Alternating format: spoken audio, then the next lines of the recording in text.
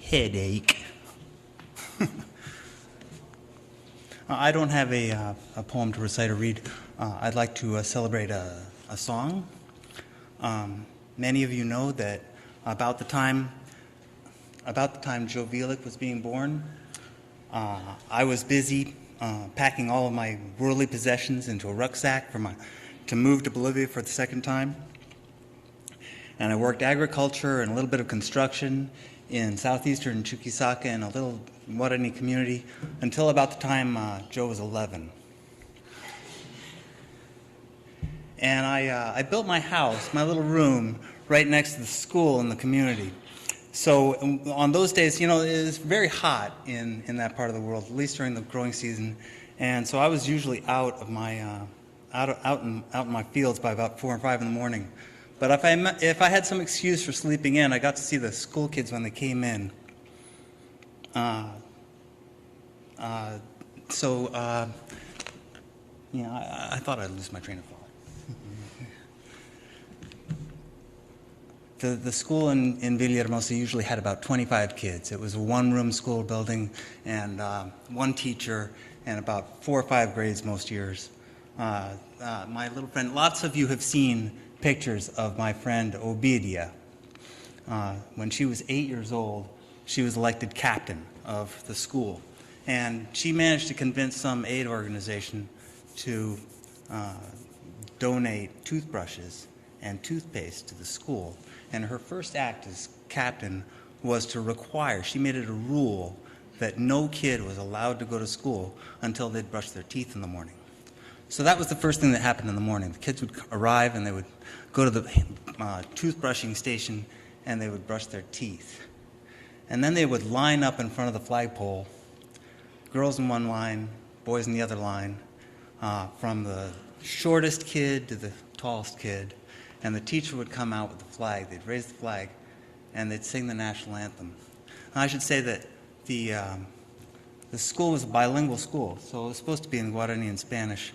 But the truth is that none of those people, not even really the teacher, spoke very good Spanish. So that most of the time it was just in Guarani.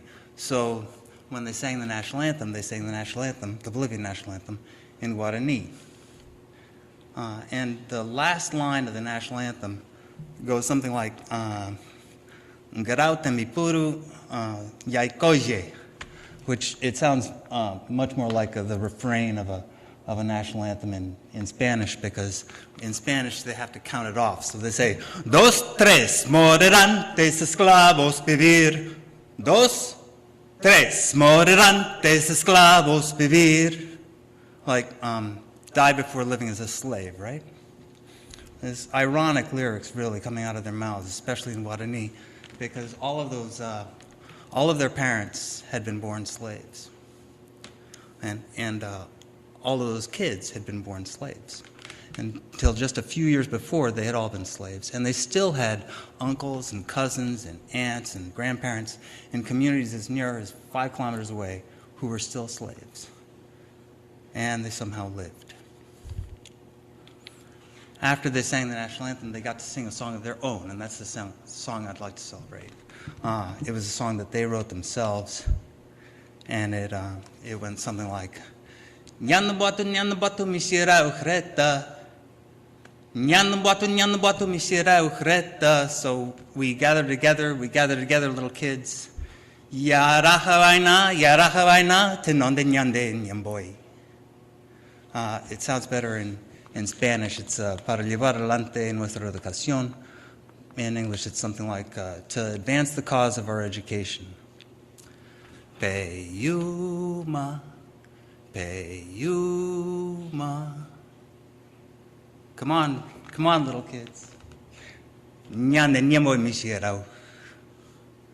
So, like a lot of all of the Native American languages that I'm familiar with, Guarani is a very simple language. There's only 2 tenses, there's only 3 irregular verbs, there are no articles, there's no gender, there's no number in Guarani.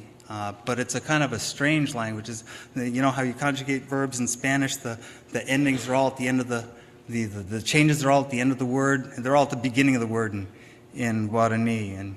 And Ñande Ñamboe is a part of speech that doesn't exist in Spanish or English. It's a kind of a conjugatable noun, and you can translate it into English or in Spanish as a noun phrase, as a verb phrase, or as an adjective phrase. So I first became aware of it. I figured this out with a friend of mine, Don Ernesto, who was talking about somebody who didn't trust, and he said, "Iyapu." And Iyapu is one of these shendales, is this class of word. It means, in the noun sense, it means he's a liar. And in the verb sense, it means he's lying. And in the adjective sense, it means he's mendacious, right? But, of course, in Guarani, it means all those things all at once, right? So, and the other thing about Ñande Ñamboy Misirauch is that it is the first person plural. So it's we, our, or us. But in Guarani, there are two distinct first-person plurals. There's the first-person plural, which is the group I'm talking about and me, but not you, the person I'm talking to. So it's ore in Guarani. Ñande is the first-person plural, which means the group I'm talking about and me and also you. So Ñande Ñamboe Misirauch, you could translate it in its noun form as our education, little kids. And in its verb form, you could translate it, we are learning, little kids. I'm sorry, it's our education, little kids, and yours too, right? Yours too. We are learning, little kids, and you are too. And we're becoming erudite, and you are too, right? And that's about the way you can translate it literally. But also, like all the Native American languages I'm familiar with, there's a lot more that's implied. There's a lot more that is understood than actually exists in the words that are said.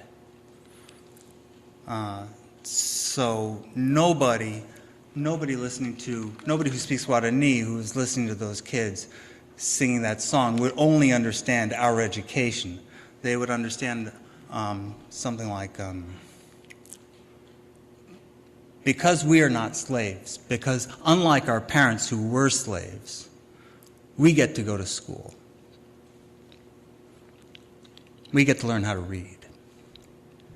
And I think underneath that, also implicit, but I think absolutely not lost on anybody, absolutely obvious to anybody who spoke Guarani, that Ñande Ñamboe Misirauch refers to the truest, most profound meaning of freedom.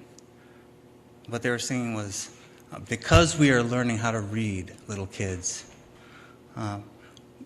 our lives have infinite possibility.